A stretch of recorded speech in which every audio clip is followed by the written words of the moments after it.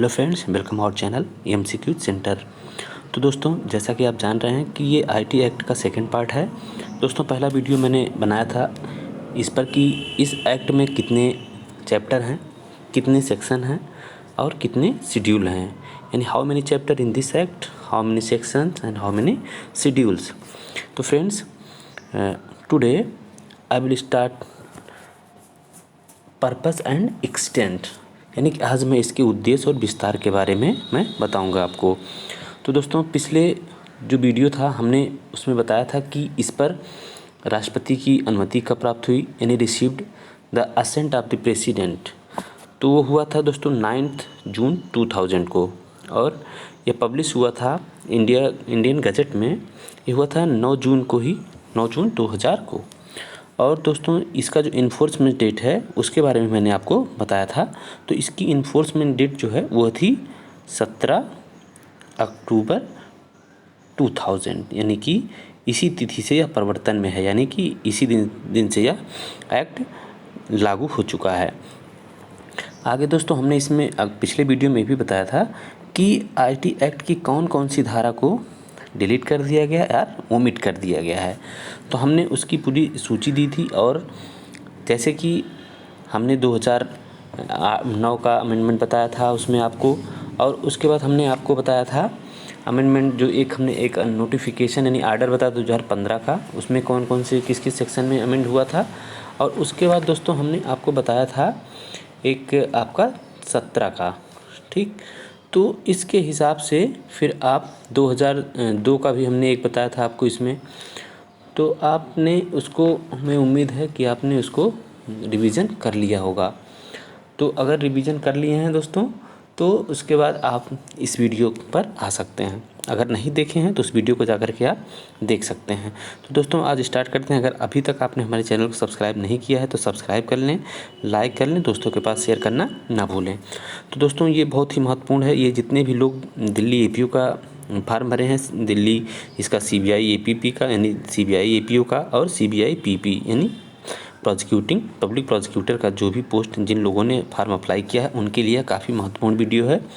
दोस्तों, मैं इसको पूरा करूंगा, पूरा सिलेबस पढ़ाऊंगा। अगर आप हमारे साथ जुड़ेंगे, जितने से ज़्यादा लोग सब्सक्राइब करेंगे, लाइक करेंगे इसको, उतने ज़्यादा वीडियो मैं जल्दी जल्दी बनाऊँगा। तो दोस्तों, स्टार्ट करते हैं बिना देर किए हुए।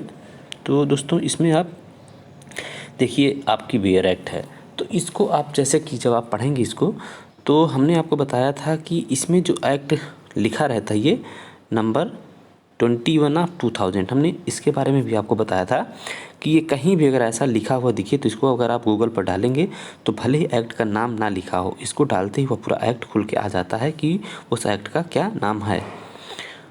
तो इसमें दोस्तों पहले हम बेयर की लैंग्वेज आपको बताएंगे, उसके बाद हम इसको कई पार्ट में डिवाइड करके आपको बताएंगे कि इसका उद्देश्य क्या है।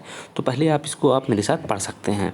तो इसमें जैसे आप इसको पढ़ सकते हैं कि an act to provide legal recognition for transaction carried out by means of electronic data interchange and other means of electronic communication commonly referred to as electronic commerce, which involve the use of alternative to paper based method of communication and storage of information to facilitate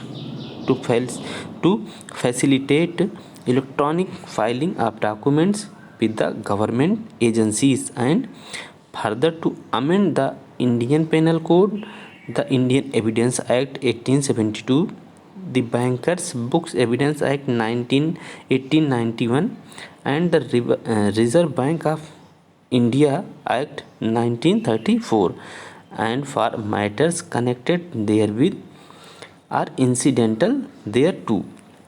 तो दोस्तों, इसको आपने पढ़ा, तो अब हम इसको आपको बताएंगे कि इसको कैसे 2-3 पार्ट में आप तोड़ेंगे। तो इसको ये भी जान लीजिए कि जो एक्ट है ये क्यों बना। तो ये जो हुआ दोस्तों, ये एक हुआ था, ये नीचे आपकी ये लाइन बेयर एक्ट में ही लिखी हुई है कि ये कब इसको संयुक्त राष्ट्र संघ की महासभा ने इसको कब एक्सेप्ट किया। तो है as the general assembly of the United Nations by resolution A/RES/51/162 dated the 13th January 1997 has adopted the model law on electronic commerce adopted by the United Nations Commission on International Trade Law। दोस्तों संयुक्त राष्ट्र महासभा ने 30 जनवरी 1997 के संकल्प ARES 51/162 द्वारा अंतर्राष्ट्रीय वाणिज्यिक विधि से संबंधित अंतर्राष्ट्रीय जो है विधि से संबंधित संयुक्त राष्ट्र आयोग द्वारा अंगीकार की गई इलेक्ट्रॉनिक वाणिज्य संबंधी आदर्श विधि को अंगीकार कर लिया। उसके बाद दोस्तों इसी संकल्प में यह भी बात की गई कि अन्य बातों के साथ यह भी सिफारिश की गई कि सभी राज्य जब वे अपनी विधियों का अधिनियमन या पुनरीक्षण करें, संसूचना और सूचना के भंडारण के कागज आधारित तरीकों के अनुकल्पों यानी विकल्पों को लागू होने वाली विधि की एकरूपता की आवश्यकता को ध्यान में रखते हुए उक्त आदर्श विधि पर अनुकूल ध्यान दें। तो इसी के तहत दोस्तों, क्योंकि ये अधिनियम लाया गया इसलिए कि इंटरनेशनल लेवल पर जो साइबर क्राइम है वो बढ़ने लगा था और ई जो कॉमर्स है या ई जितने भी ट्रांजैक्शन है सबको मान्यता देने के लिए इस अधिनियम को लाया गया।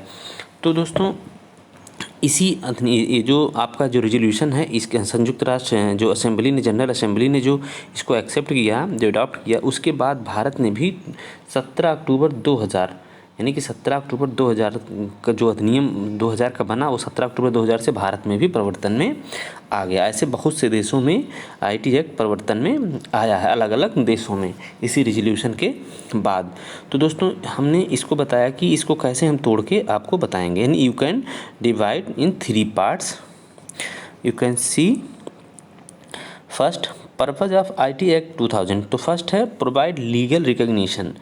तो दोस्तों इसका जो उद्देश्य है ये है विधिक मान्यता प्रदान करना, यानी प्रोवाइड लीगल रिकग्निशन। किसको किसको लीगल रिकग्निशन ये प्रदान करेगा यह अधिनियम?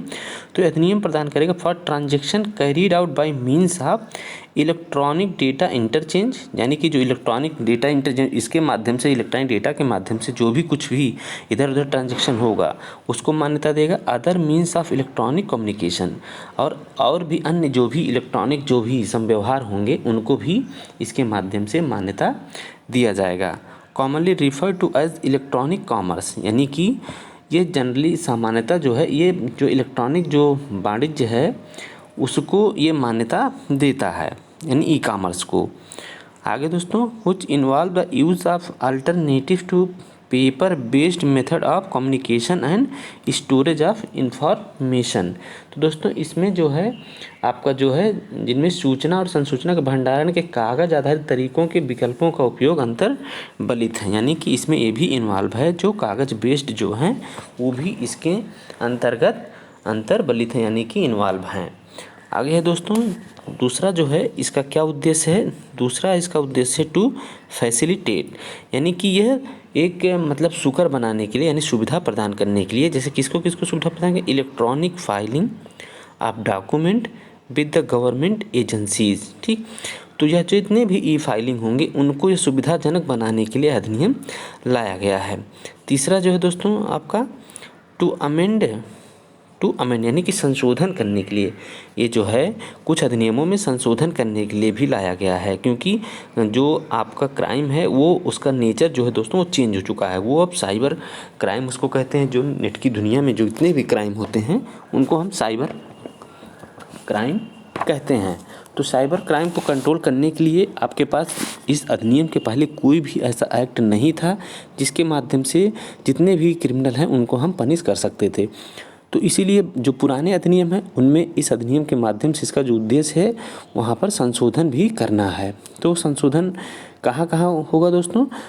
तो ये होगा द इंडियन पेनल कोड में होगा, आपके द इंडियन एविडेंस एक्ट में भी संशोधन होगा, the bankers books evidence act 1891 में भी संशोधन होगा, और reserve bank of India act 1934। तो इन सब में संशोधन भी इस अधिनियम का उद्देश्य है करना, यानी कि इस अधिनियम का उद्देश्य इन एक्टों में संशोधन करना भी है। आगे and for matters connected therewith or incidental thereto, और इसके साथ ही दोस्तों उससे संबंधित या उसके आनुषंगिक विषयों का उपबंध करने के लिए भी यह अधिनियम बनाया गया है। तो हमने आपको बताया कि इसका उद्देश्य क्या क्या है। तो उद्देश्य हो गया आपका जैसे कुछ चीज़ों को जितने भी इलेक्ट्रॉनिक डेटा जो इंटरचेंज है उनको मान्यता देना, लीगल रिकग्निशन प्रदान करना, यानी कि लीगल यानी विधिक मान्यता प्रदान करना, टू फैसिलिटेट यानी कि कुछ चीज़ों को सुविधाजनक बनाना, यानी कि जो ई फाइलिंग होगी उसको सुविधाजनक बनाना, और जो पुराने अधिनियम हैं उसमें अमेंड करना इस अधिनियम का उद्देश्य है, जिससे कि साइबर क्राइम को रोका जा सके। और उसके बाद दोस्तों हमने आपको बताया कि इसका विस्तार क्या है, उद्देश्य और विस्तार के बारे में हमने कहा था कि इस वीडियो में हम बात करेंगे। तो पहले जो चैप्टर है दोस्तों इसका जो फर्स्ट चैप्टर है यह है प्रिलिमिनरी यानी प्रारंभिक जो है इसका, ये सिर्फ 2 सेक्शन इसके अंतर्गत कवर किए गए हैं, section first and section second. तो सेक्शन फर्स्ट जो है दोस्तों वो है short title, extent, commencement and application, यानी कि इसका जो है संक्षिप्त नाम, विस्तार, प्रारंभ और इसका लागू होना, ये चीज़ें, इतनी 4 चीज़ें इसमें सेक्शन 1 में बताई गई हैं।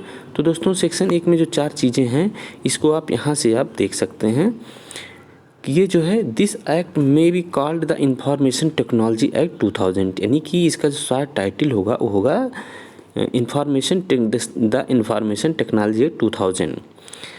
और नेक्स्ट जो है दोस्तों इसका एक्सटेंट जो है सेकंड में आपको बताया गया है, सेक्शन 1 का क्लास 2 जो है कहता है it shall extend to the whole of India, यानी कि पूरे भारत में इसका विस्तार होगा, and save as otherwise provided in this act, अन्य बातों, ठीक है, अन्य बातों के सिवाय इसमें जो है जो बंधित उनके सिवाय, it apply also to any offence or contravention thereunder committed outside India by any person, यानी कि जैसा वो बंधित उसके सिवाय या किसी व्यक्ति द्वारा भारत के बाहर किए गए किसी अपराध या इसके अधीन उल्लंघन को भी यह जो है अधिनियम लागू होता है। तीसरा है दोस्तों आपका जो इसमें है आपका कमेंसमेंट, ये पॉइंट जो है आपका कमेंसमेंट, यानी कि इसमें इसके बारे में बताया गया है। तो it shall come into force on such date as the central government may by notification appoint and different date may be appointed for different provision of this act, and any reference in any such provision to the commencement of this act shall be construed as a reference to the commencement of that provision। तो दोस्तों जो central government जो notification द्वारा जिस date को decide करेगी उसी date से यह अधिनियम जो है आपका प्रभावी होगा। तो हमने आपको बताया है कि यह जो है 17 अक्टूबर 2000 से यह इन्फोर्समेंट में है। कब से है दोस्तों ये आपका 17 अक्टूबर 2000, इससे यह प्रवर्तन में है। आगे दोस्तों आपको इसमें बताएं, ये 3 पार्ट हो गया, इसका चौथा पार्ट जो कहता है आपका, चौथा पार्ट आपका कहता है कि चौथा पार्ट जो है वो कहता है nothing in this act shall apply to document and transaction specified in the first schedule, यानी कि जो है कि ऐसी कोई भी बात जो फर्स्ट शेड्यूल में दी हुई है, इस अधिनियम की कोई बात जो पहली अनुसूची में विनिर्दिष्ट दस्तावेजों या संव्यवहारों को लागू नहीं होगी, यानी कि जो फर्स्ट शेड्यूल में कुछ चीज़ें दी गई हैं जिन पर यह अधिनियम जो है लागू नहीं होगा उपरोक्त किसी भी बात के होते हुए भी। तो आगे क्या क्या ऐसी चीज़ें फर्स्ट शेड्यूल में जिस पर यह अधिनियम लागू नहीं होगा, इसको जानना बहुत ही ज़रूरी है। ये एग्ज़ाम के दृष्टिकोण से भी काफ़ी महत्वपूर्ण है कि ये पूछ सकता है कि आईटी एक्ट किन किन चीज़ों पर लागू नहीं होता है। तो यहाँ दोस्तों फर्स्ट शेड्यूल हमने यहाँ पर लिखा है, इसको फिर देखिए कि documents and transaction to which the act shall not apply, यानी कि जो डॉक्यूमेंट्स और ट्रांजैक्शन हैं, दस्तावेज जो हैं और जो संव्यवहार हैं, ऐसे वो कौन से दस्तावेज और संव्यवहार हैं जिन पर यह अधिनियम लागू नहीं होता, यानी कि शैल नॉट अप्लाई। तो फर्स्ट है दोस्तों आपका ये निगोशिएबल इंस्ट्रूमेंट, तो निगोशिएबल इंस्ट्रूमेंट पर यह एक्ट लागू नहीं होता है आपका, निगोशिएबल इंस्ट्रूमेंट पे, यानी कि जो आपका निगोशिएबल इंस्ट्रूमेंट जो है आपका इस पर यह लागू नहीं होता है। प्रकरण में लिखित, जिसको कहते हैं हम हिंदी में प्रकरण में लिखित, यह उस पर लागू नहीं होता है अदर देन चेक, ठीक, यानी कि इसके जो है आपका चेक से जो भिन्न है, ठीक है, यानी कि चेक पर यह लागू होता है। अदर दैन चेक, यानी कि चेक से भिन्न जितने भी प्रकरण में लिखित हैं उन पर यह जो अधिनियम है आपका आईटी एक्ट वह लागू नहीं होता है। अब ये जो निगोशिएबल इंस्ट्रूमेंट है वो कहाँ डिफाइन है, तो as define in section 13 of the negotiable instrument act 1881।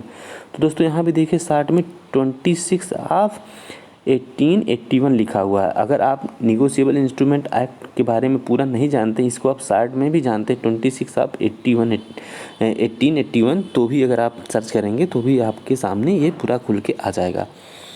Second है दोस्तों, ये फर्स्ट हो गया आपका जिस पर आपका आईटी एक्ट नहीं लागू होता। सेकंड आपका है ये power of attorney. Power attorney पर भी यह जो आपका है आईटी एक्ट वह लागू नहीं होता है, अप्लाई नहीं होता है। यानी कि IT act shall not apply a power of attorney. Power attorney कहाँ डिफाइन किया गया? As define in section 1A of the power of attorney act 1882। यहाँ भी शार्ट में लिखा हुआ है 7 ऑफ 1882। आपका जो है दोस्तों, अब यहाँ देखिए आपका सीरियल थोड़ा सा गड़बड़ हो गया। तीसरे नंबर पर जो दोस्तों है आपका वो है ट्रस्ट है, लिखने में हमसे थोड़ी सी गलती हो गई। तो ये तीसरे नंबर पर आपका जो है आपका ट्रस्ट है, यानी कि आईटी एक्ट ट्रस्ट पर भी लागू नहीं होता। अब ट्रस्ट कहाँ डिफाइन है? As define in section 3 of the Indian trust act 1882। इसका शार्ट है 2 ऑफ 1882। फोर्थ जो है दोस्तों कहाँ नहीं लागू होता? ए बिल, यानी कि ये जो है आपका जो है भारतीय जो है इसको क्या बोलते हैं, मतलब बिल पे ये लागू नहीं होगा। इसको कहाँ पर डिफाइन किया गया? As define in class H of the section 2 of the Indian succession act 1925 including any other testamentary disposition by whatever name called. यानी कि जिसके अंतर्गत कोई अन्य वसीयती बयान चाहे वह जिस नाम से हो उस पर भी यह लागू नहीं होता है आईटी एक्ट। ठीक, आगे है दोस्तों एक और पॉइंट इसमें है आपका नंबर 5। तो नंबर 5 जो है 5 चीज़ों पर यह लागू नहीं होती है। पांचवा क्या है? Any contract for the sale or conveyance, यानी कि कोई भी विक्रय या हस्तांतरण जो है किसके लिए? जो immovable property or any interest in such property, यानी कि स्थावर संपत्ति या ऐसी संपत्ति में किसी हित के विक्रय या हस्तांतरण के लिए कोई संविदा अगर है, ठीक है, तो उस पर भी यह जो आपका आईटी एक्ट है वह लागू नहीं होता है। इसको फिर से समझ लीजिए कि कोई भी स्थावर संपत्ति है या ऐसी संपत्ति में कोई हित है, ठीक है, किसी हित के विक्रय के लिए। जैसे मान लीजिए कि उसमें मान लीजिए किसी को अगर वह प्रॉपर्टी मिलने वाली है भविष्य में, या मान लीजिए उस बंधक रखी गई है, तो इस तरीके से अगर कोई प्रॉपर्टी है तो उसमें मान लीजिए कोई इमूवेबल प्रॉपर्टी है और उस प्रॉपर्टी में किसी हित का विक्रय हस्तांतरण के लिए कोई संविदा अगर की गई है तो उस पर जो है यह आईटी एक्ट आपका लागू नहीं होता है। आगे दोस्तों इसमें एक चीज़ और लिखी हुई है, आप इसी सेक्शन में यानी सेक्शन 1 जो क्लास 5 है उसमें इसका जो है क्लास 4 का जो आपका प्रोविजो है इसमें लिखा है provided that the central government may by notification in the official gazette amend the first schedule by way of addition और deletion of entries thereto, यानी कि सेंट्रल गवर्नमेंट उपरोक्त तो किसी भी बात के होते हुए सेंट्रल गवर्नमेंट जो है इसमें बाय नोटिफिकेशन में यानी कर सकती है में by notification in the official gazette, वह जो होता है ऑफिशियल गजट में नोटिफिकेशन जारी करके वह फर्स्ट शेड्यूल में अमेंडमेंट कर सकती है। Amend the first schedule by way कैसे कर सकती है? ऑफ एडिशन और डिलीशन, वह कुछ जोड़ करके या कोई चीज़ निकाल करके उसमें उस संशोधन कर सकती है। आगे दोस्तों पाँचवा जो है आपका इसका जो सेक्शन 1 का क्लास 5 जो है every notification issued under sub section 4 shall be laid before each house of parliament, यानी कि ये सेक्शन आपका कहता है कि प्रत्येक जितना भी आपका नोटिफिकेशन है issued under sub section 4 shall be laid before each houses of parliament, जो भी वह जारी होगा, जो भी आपका नोटिफिकेशन इशूड होगा यानी जारी होगा किसके अंतर्गत? सेक्शन 1 सब सेक्शन 4 के अंतर्गत जो भी इशू होगा वह जो है पार्लियामेंट के ईच हाउसेज यानी प्रत्येक हाउस के समक्ष रखा जाएगा। यानी कि पार्लियामेंट की 2 हाउसेज हैं, पहला है जो जिसको राज्यसभा कहते हैं, इसको आपका कहते हैं उच्च सदन, और दूसरा है आपका लोकसभा जिसे निम्न सदन कहते हैं। तो दोनों में यह दोनों के समक्ष यह रखा जाएगा। तो दोस्तों उम्मीद है आपको वीडियो ये पसंद आया होगा। तो दोस्तों अगर आपको if you are satisfied from this video then don't forget subscribe, like and share.